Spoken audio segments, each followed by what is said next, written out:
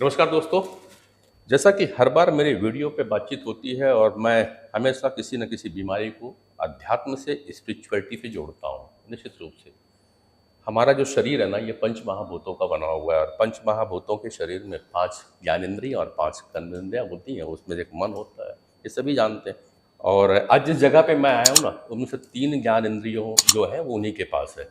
कान, नाक, हाँ, जीभ की जगह हम गला ले लेंगे। तो कान, नाक, गला, ये जो 3 ज्ञानेंद्रियाँ प्रमुख हैं वो ये है। और आपको पता है, ये जो ज्ञानेंद्रियाँ हैं आपको एहसास कराती है, समझ देती है किसी चीज़ के बारे में। कान जो सुनने का काम करता है, नाक जो सूंघने का काम करता है, जीभ जो है वो स्वाद के लिए है।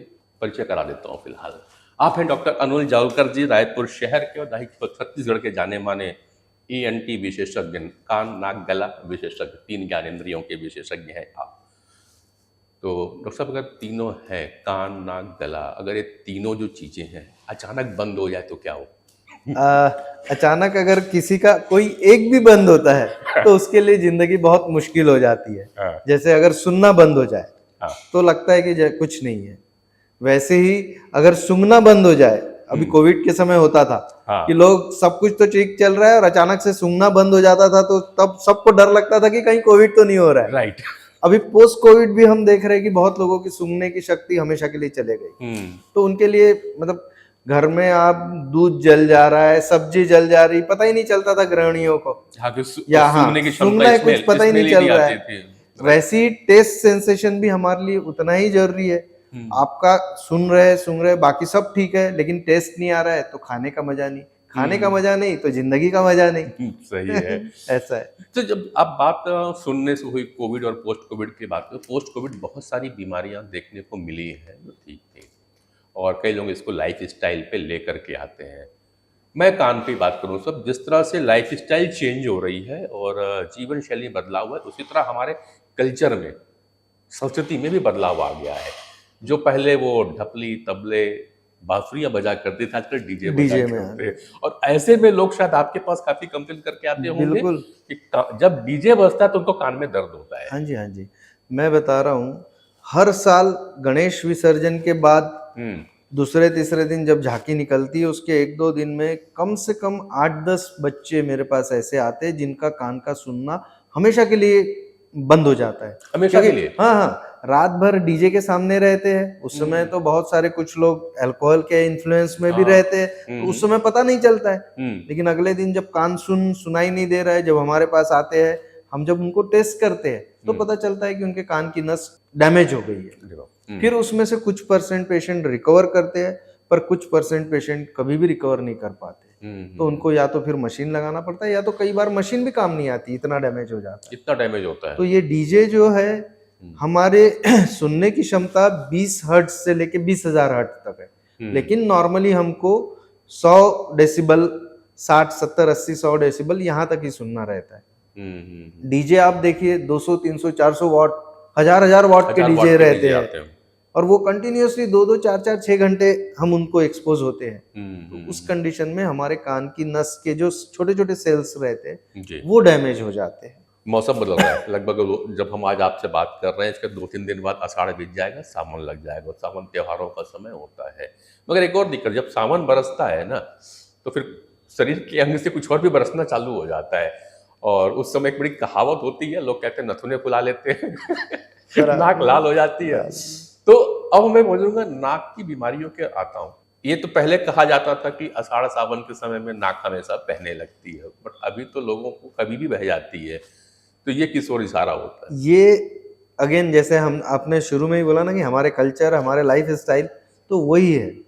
अभी हमारे यहाँ पॉल्यूशन बहुत बढ़ गया है। पहले ऐसे होता था कि सर्दियों में या किसी समय में ही लोगों को थोड़ी बहुत सर्दी जुकाम होती थी। अब हम देखते हैं कि साल भर लोगों को सर्दी जुकाम रहता है। उसका मेजर कारण जो है, हमारे एटमॉस्फेयर में जो डस्ट है, और उसका कारण है इंडस्ट्रीज की वजह से भी डस्ट बढ़ा है। सेकेंडली, पॉल्यूशन बहुत बढ़ गया है। फॉरेस्टेशन उस हिसाब से नहीं हो रहा है, उल्टा डिफॉरेस्टेशन हो रहा है। तो उससे जो धूल के पार्टिकल्स है वो ज्यादा देर तक एटमॉस्फेयर में रहते हैं। जब हम इनहेल करते हैं तो हमारे नाक में जाते हैं और हमको फिर वो एलर्जी करते हैं। जिसकी वजह से पेशेंट्स को नाक से पानी आना, नाक बंद होना, छींक आना, और एडवांस स्टेज में फिर वो जाके अस्थमा में भी कन्वर्ट होता है। कुछ लोगों को लंबे समय तक में कफिंग रहती है, या जब बात करते हैं तो गले में इरिटेशन होता है। गरगराहट सी रहेगी, या कुछ अलग सी आवाज़ें भी आती रहती हैं उस पे। ये बीमारी है, इसको हम सामान्यता ही लेके, क्योंकि गांव में इसको जल्दी सामान्यता लेके चलते हैं। हाँ, ये तो दिन भर वो बात भी करेंगे ना, थकार का, हाँ। इस तरह से बातें करते रहते ये दो बीमारियों की ओर इंगित करती है ये इस तरह के सिम्टम्स। हैं। एक तो जब पेट से एसिड ऊपर आता है तो हमारे गले के ऊपर वाले भाग को वो जलाता है, या कहिए वहां पे सूजन आती है। सेकेंडली, एलर्जी की वजह से भी जब हम मुंह से सांस लेते हैं तो डस्ट के पार्टिकल जाके गले के पिछले हिस्से में जमा होते हैं और वहां पे एलर्जिक रिएक्शन करके छोटे छोटे छोटे दाने कर देते हैं, जिससे पेशेंट को हमेशा लगता है वहां कुछ फंसा है। फिर वो उसको थ्रोट क्लियर करने की कोशिश करता है, पर निकलता कुछ नहीं, क्योंकि वहां पे सिर्फ सूजन रहती है। ठीक है। और ड्यू कोर्स ऑफ टाइम वो धीरे धीरे धीरे बढ़ते ही जाता है। इस तरह की बीमारियां से कुछ सिचुएशन नॉन अवॉइडेबल है, जैसे डीजे है। अब डीजे पे एक बात तो है कि साहब जो वहाँ दिन रात बैठा है, मगर हम जैसे लोग जो ट्रैफिक में फंस जाते हैं गणेश पूजा के समय में, वो भी अनवांटेड डीजे सुनते रहते हैं। अब इसको अवॉइड कैसे किया, मतलब अगर सुन के तो क्या करें? देखिए, इस पे तो सबसे पहले सुप्रीम कोर्ट की डायरेक्शंस है कि डीजे बैन होना चाहिए। गवर्नमेंट ने भी बैन किया है, पर प्रशासनिक तौर पे उतना पुख्ता तौर पे उसको नहीं किया जाता है। आइडियली तो ये बैन ही होना चाहिए। ठीक है। क्योंकि क्या होता है, जब आप सड़क से निकल रहे हो और डीजे चल रहा है, तो उस समय एक 80 साल का बुजुर्ग भी उसको एक्सपोज हो रहा है, और एक 6 महीने का बच्चा भी वहीं से जा रहा है। अब फंस गया तो पेरेंट क्या करेंगे? कुछ नहीं कर सकते। तो इससे उनके हार्ट पे, ब्रेन पे, कान पे सब तरफ असर होता है। अब इससे बचने का तरीका यही है कि सबसे पहले तो गवर्नमेंट को इसको लीगलाइज है, उसको प्रॉपरली वो करना चाहिए। फिर भी मान लो आप कहीं जा रहे हो और डीजे को एक्सपोज हो गए, तो उस समय जितना हो सके कान में कॉटन लगा ले, तो साउंड वेव्स उतने ज्यादा नहीं जाएंगे। अब कान में कॉटन लगाने के बाद एक और आया, लोग तो कान में ईयरफोन लगा लेते हैं, उसके बारे में बात हो जाएगी। हाँ जी, हाँ जी, वो तो बिल्कुल जरूरी है। आज की युवा पीढ़ी के लिए ये बात मैं संदेश देना चाहूंगा कि जो हेडफोन ईयरफोन लगाते हैं, उससे जो माइक्रो इलेक्ट्रोमैग्नेटिक वेव्स निकलती है, वो हमारे कान नस को परमानेंट डैमेज कर रही है। क्या हुआ, जब पोस्ट कोविड हमारे पास 10 साल, 12 साल, 15 साल के बच्चे आने लगे कि कान में कुछ आवाज आ रही है, या सुनाई कम दे रहा है, या सिर दर्द हो रहा है, चक्कर आ रहा है। जब उस पर हमने स्टडीज की तो समझ में आया कि कोविड के दौरान जो ऑनलाइन क्लासेस होती थी, तो बच्चे 4-4, 6-6 घंटे ईयरफोन लगा के क्लास करते थे। वो फिर 5 साल, 8 साल के बच्चे भी थे और 15-20 साल के बच्चे भी थे। तो ये हेडफोन ईयरफोन टोटली मेरी तरफ से तो मना है, नहीं यूज करना चाहिए। मगर अभी जो बच्चे ड्यूटी कर रहे हैं, उनको कॉल सेंटर पे लंबे समय तक काम करना रहता है, वो तो बोलते हैं हमारे लिए अनअवॉइडेबल हो जाता है। कॉल सेंटर वालों के लिए तो ये जरूरी है, ठीक है, उनको थोड़ा सा प्रिकॉशन के साथ करना चाहिए, थोड़े अच्छे सिस्टम यूज करे, प्लस एक कान में एक बार यूज करे, फिर दूसरे कान में यूज करे, दोनों कान में एक साथ ना यूज करे। जो लोग ऑनलाइन क्लासेस करते हैं, मैं उनको ये सजेस्ट करता हूँ कि हेडफोन ईयरफोन लगाने की बजाय मल्टीमीडिया स्पीकर लगा ले, स्पीकर से सुने। वैसे ही बहुत देर तक जिनको मोबाइल पे बात करनी है, उनको भी मैं बोलता हूँ या तो आप स्पीकर से बात करें, या अगर आप ऑफिस में बैठे हैं तो अपने सारे कॉल लैंडलाइन पे डाइवर्ट करें। लैंडलाइन जो है वो 100% सेफ है। हाँ, कान की जब बात आती है, नॉर्मल तो मैं हम बातें नहीं करते, आपने कई प्लेटफॉर्म पे बात कर चुका है कि कान का बचाव कैसे करें, नाक की सफाई कैसे होनी चाहिए, सब चीज़ें हैं। मगर एक कंट्रोवर्शियल हमेशा चलती रहती है दो पैथियों के बीच में। आयुर्वेद एक तरफ है और एक तरफ एलोपैथ, मॉडर्न मेडिकल साइंस। एक कहता है कि कान में तेल डालना चाहिए और एक कहता है नहीं डालना चाहिए। साहब, ये दुविधा को दूर कराओ। बिल्कुल बिल्कुल, आयुर्वेद हमारे मतलब भारत भूमि का है और बहुत अच्छी चीज़ है।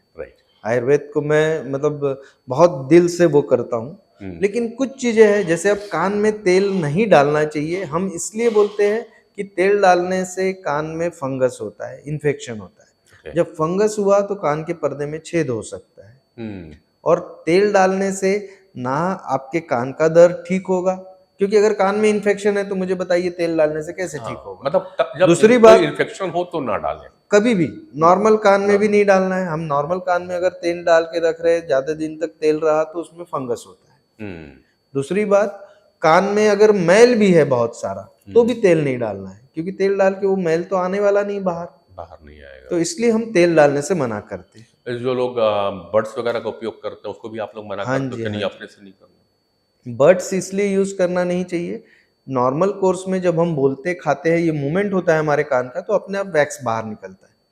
तो बड्स करके वैक्स निकालने की जरूरत नहीं होती। जिनके कान में बहुत सारा वैक्स जमा हो गया उनको तो फिर डॉक्टर के पास, स्पेशलिस्ट के पास जाके ही निकलवाना है। ठीक। अब कुछ लोगों को बहरेपन की शिकायत रहती है, बहुत सारी योजनाएं चलती हैं और बहरेपन से या मशीनों के माध्यम से इलाज आता है। जौलकर हॉस्पिटल में क्या क्या विशेष सुविधाएं हैं, अब इसके ऊपर मैं थोड़ा जरूर चलूँगा। बहरेपन के लिए हम शुरुआत करते हैं, जो बच्चा जन्म से बहरा होता है उनको हम बोलते हैं कि कंजेनाइटल डेफनेस, जिनको कान से जो दिमाग को नस जाती, जो सुनते हैं हम, वो जन्म से नहीं बनी रहती। ऐसे बच्चे 1 से 5 साल की उम्र के बीच में अगर डायग्नोस हो जाते हैं तो उनको एक कॉक्लियर इम्प्लांट करके सर्जरी होती है, जिसमें हम ऑपरेशन करके एक पार्ट कान के अंदर डालते हैं और दूसरा बाहर प्रोसेसर रहता है, हीयरिंग एड की तरह लगता है। ये पूरे सेंट्रल इंडिया में सबसे पहले हमने करीब 12-13 साल पहले स्टार्ट किया था, जो प्राइवेट सेक्टर का हमारा पहला सेंटर है। अभी भी पूरे छत्तीसगढ़ में सिर्फ कॉक्लियर इम्प्लांट हमारे ही सेंटर में होता है। इसके अलावा अगर दूसरी बात हम करें तो ये तो हो गए बच्चों की सुनने की क्षमता की दिक्कत। बड़ों में भी अगर सुनने में प्रॉब्लम है तो उसके लिए हमारे पास बाकी सारी चीजें हैं। बहुत बार कान के पर्दे में छेद की वजह से ऐसा होता है, कान की हड्डी सड़ जाए तो ऐसा होता है, तो उसको हम सर्जरी करके ठीक कर सकते हैं। तो वो भी हमारे पास वर्ल्ड की सबसे लेटेस्ट माइक्रोस्कोप्स और ये है, जिससे हम लेटेस्ट टेक्निक से करते हैं। तो सुबह ऑपरेशन, शाम को छुट्टी। तीसरा, और जो 50, 60, 70 साल की एज में लोगों को सुनना कम होता है तो वो उम्र की वजह से होता है। उन तरह के पेशेंट के लिए हमारे पास डिजिटल और प्रोग्रामेबल हीयरिंग एड है, जिसमें आजकल तो इतने छोटे छोटे मशीन आते हैं जो दिखते नहीं, या इतने एडवांस हीयरिंग एड आते हैं कि जो आपके मोबाइल से कनेक्ट हो जाते हैं, आप मोबाइल से उसको कंट्रोल कर सकते हैं। तो अब हम एक 0 से लेके 100 तक के ईयर्स तक के लोगों की हियरिंग को ठीक कर सकते हैं या उनकी देखभाल कर सकते हैं। बराबर है। आंखों से दिख जाए, कान से सुन लिया जाए, और जैसे हमने कहा कि जीभ से टेस्ट ले लिया जाए, नाक हमारा सूंघने का सूंघ के बता देता है, और जब खुशबू आती तो बहुत सारी चीज़ें का हम अनुमान भी लगा लेते थे, विजुलाइजेशन भी हो जाती है। क्योंकि वो एक NLP की थ्योरी 3 पार्ट कहते हैं कि एक VA के मॉडल बताया करता है कि विजुलाइजेशन होना चाहिए, ऑडिटरी तो आपके पास कान हो गए, और जो काइनेस्थेटिक है उनके लिए त्वचा भी है, स्किन भी है, और निश्चित रूप से टंग है। मगर जब बातें खान पान की आती है तो कुछ दिनों में कहते हैं कि लोगों की जो स्पीच है उसमें प्रॉब्लम भी आने लगती। इशारा मेरा है गले में छाले पड़ने की। क्या इसका समाधान है? क्योंकि लोग बहुत से डेफिनेटली हमेशा उनके गले में दर्द सा बना ही रहेगा। समाधान के पहले हम कारण पे आ जाते हैं, है ना। क्या होता है, अब हमने देखा है कि अभी फूड एडल्ट्रेशन बहुत बढ़ गया है। खाने पीने की जो चीजें हम यूज कर रहे हैं वो कितनी अप टू द मार्क है हमें भी नहीं पता। तो इसलिए मैं ऐसे इसमें बोलता हूँ कि बाहर का खाना अवॉइड करिए, क्योंकि वो जो आप समोसा खा रहे हो उसने पता नहीं 30 बार 25 बार कितनी बार उस तेल में तला है। आइडियली हम बोलते हैं एक के बाद दूसरी बार तलना नहीं है उसको। जितनी पुरानी दुकान होगी उतने बार तेल तला गया। डेफिनेटली वो रोज निकाल रहा है, बार बार निकाल रहा है, हर 2 घंटे में समोसे निकाल रहा है। बराबर। तो हमको घर में जब हम करते हैं इन चीजों को यूज, तो हमें पता है कि हमने क्या लगाया है, क्या खा रहे हैं, क्या बना रहे हैं, पर बाहर वाले इसमें नहीं रहता है। उसी तरह से मोमोज पे भी आना चाहूंगा मैं। अभी हम लोगों ने देखा है कि मोमोज खाने के बाद लोगों को मुंह में टेस्ट में प्रॉब्लम आ रही, बार बार छाले आ रहे हैं। तो जो मैदा रहता है, नहीं, ये पहली बार मैं भी, अभी तक मेरे को मैंने मोमोज के ऊपर एक वीडियो जरूर बनाया था। हाँ जी, हाँ जी। लेकिन एक बार पहली बार और एक वक्त रिपीट चाहूंगा, मोमोज खाने से मुंह में छाले आना। एक्चुअली जो मैदा और वो जिस तरह की वो सब्जियां और जिस कंडीशन में उन लोग वो बनाते हैं, वो आप देखिए मोमोज के ठेले एकदम छोटी छोटी जगह पे, एकदम जगह मतलब नाली के बाजू में लगा हुआ है। जैसे पहले गुपचुप के लगा स्ट्रीट फूड है। हाँ, गुपचुप की जगह पे मोमोज ने लगा लिया है। वो एकदम प्योर स्ट्रीट फूड हो गया है। राइट। और उसका इतना ज़्यादा इंडियनाइजेशन हो गया है कि उसको बहुत तल के और वो सब करके उसमें सब्जियां और वो डाली जाती, पता नहीं वो कैसे रहता है। तो जो मैदा है वो हमारे बॉडी में कभी भी एब्जॉर्ब नहीं होता। हमारे इंटेस्टाइन में वो एक पतली लेयर बनाता है जो आगे जाके अगर लंबे समय तक हम इसका एक्सपोज खा रहे हैं, इस मोमोज के अलावा बेकरी आइटम या बिस्किट ये चीजें भी खा रहे हैं जो मैदे के हैं, तो उसमें आगे जाके इंटेस्टाइन का कैंसर होने की चांसेस बढ़ जाते हैं। ये स्टडीज है। हाँ जी, ठीक है।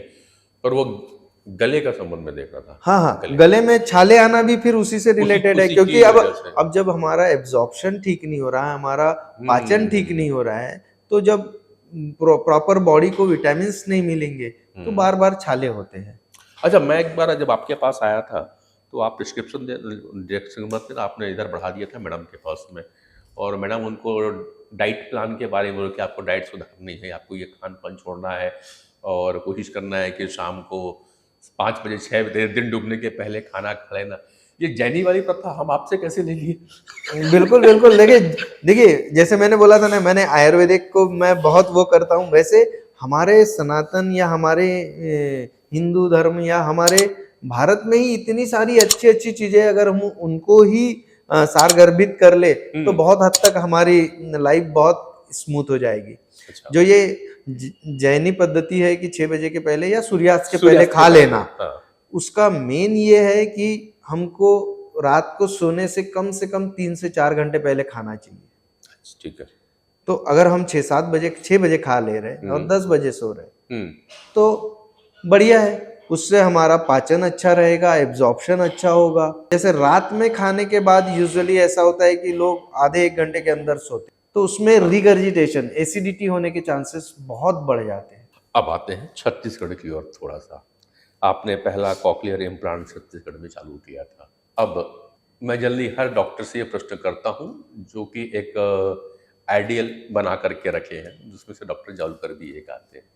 Being a ENT specialist Chhattisgarh में और क्या चाहिए? क्योंकि नए नए हेल्थ मिनिस्टर आए हैं, तो और भी नई गवर्नमेंट हो सकते हैं, कुछ और भी चीजें हो, और बार बार वो कह भी रहे हैं हेल्थ मिनिस्टर की कुछ हमें आप आइडियाज दीजिए। तो हर सेगमेंट में बीइंग ए ENT देखिए मैं अभी जैसे कॉकलियर इम्प्लांट की बात कर रहा था। हाँ। तो कॉकलियर इम्प्लांट के लिए करीब 12-15 साल पहले गवर्नमेंट ने एक मुख्यमंत्री बाल श्रवण योजना शुरू की थी। बिल्कुल। जो बहुत अच्छी चली, पर विगत 5-6 सालों से वो बंद है, ऑलमोस्ट बंद है या डॉर्मेंट है। 1-2 केसेस बीच बीच में होते हैं। तो अभी जो माननीय स्वास्थ्य मंत्री जी है, मेरी उनसे गुजारिश है कि इसको फिर से शुरू करें। छत्तीसगढ़ राज्य में दूरस्थ एरिया में बहुत सारे ऐसे बच्चे हैं जिन्हें कॉकलियर इम्प्लांट की अभी जरूरत है, और ये हमेशा रहेगी। तो अगर हम उसको प्रॉपर वे में फिर से शुरू करें और इम्प्लीमेंट करें तो बहुत हद तक इस तरह के बच्चों को हम, उनकी जिंदगी की पूरी लाइफ स्टाइल बदल जाती है। अगर एक बच्चा है जिसका कॉकलियर इम्प्लांट हो रहा है तो वो 5 साल तक स्पीच थेरेपी लेता है, तो वो एक नॉर्मल बच्चे की तरह बोलेगा, सुनेगा, सब कुछ करेगा। और अगर उसी बच्चे का 5 साल 6 साल की उम्र तक कॉकलियर इम्प्लांट नहीं हो पाया तो वो बच्चा जिंदगी भर के लिए डेफ एंड डम हो जाएगा। और ना केवल वो अपने परिवार के लिए बल्कि समाज के लिए भी एक थोड़ा सा वो रहता है, प्रोडक्टिविटी समाज की कम हो जाएगी। वही बच्चा अगर कॉकलियर इम्प्लांट कर लिया, नॉर्मल हो गया, तो वो अपने इंडिपेंडेंट भी हो जाते हैं, वो हमारे समाज के लिए प्रोडक्टिव भी होंगे। बिल्कुल बिल्कुल बिल्कुल। तो इस पे गवर्नमेंट को थोड़ा सा ध्यान देना चाहिए। बाल श्रवण योजना को एक बार फिर से शुरुआत करने की एक प्रकार से मांग भी है और ये सुझाव भी है, क्योंकि निश्चित रूप से जो व्यक्ति बहरा है उसे बोलने में भी दिक्कत होती है, क्योंकि नहीं बोल पाता। मेरे ख्याल से भगवान ने सुनेगा नहीं तो बोलेगा कैसा? भगवान ने कुछ ऐसी रचना ही की होगी कि जो व्यक्ति सुनता नहीं हो बोल नहीं सकता। अगर कहीं सुन लिया और बोलने के तो फिर गूंज जाएगा पूरा। तो हम भी अपनी तरफ से मांग जरूर करेंगे ये बातें हमारी हेल्थ मिनिस्टर तक पहुंचे। रही बातें ENT के संदर्भ में बात करने के लिए अभी समय कम पड़ेगा। डॉक्टर साहब, मैं आपके साथ में फिर बैठूंगा और कुछ अलग अलग बीमारियां हैं, नाक कान गला से जुड़ी हुई है, इसके ऊपर में हम समय समय पे बात करते रहेंगे। और इसी प्लेटफॉर्म के माध्यम से मैं ये भी आपसे रिक्वेस्ट करूंगा कि कम से कम महीने में एक दिन समय निकालें, ताकि जो मेरे दर्शक ग्रुप है वो आपसे सुन सके और समझ सके, और निश्चित रूप से वो हमें व्हाट्सएप और फेसबुक पे मैसेज करते हैं, उस प्रश्नों के साथ में हम आपके साथ में हैं। बिल्कुल। तो सर बहुत बहुत धन्यवाद आपका हमारे साथ जुड़ने के लिए। थैंक यू वेरी मच, धन्यवाद धन्यवाद।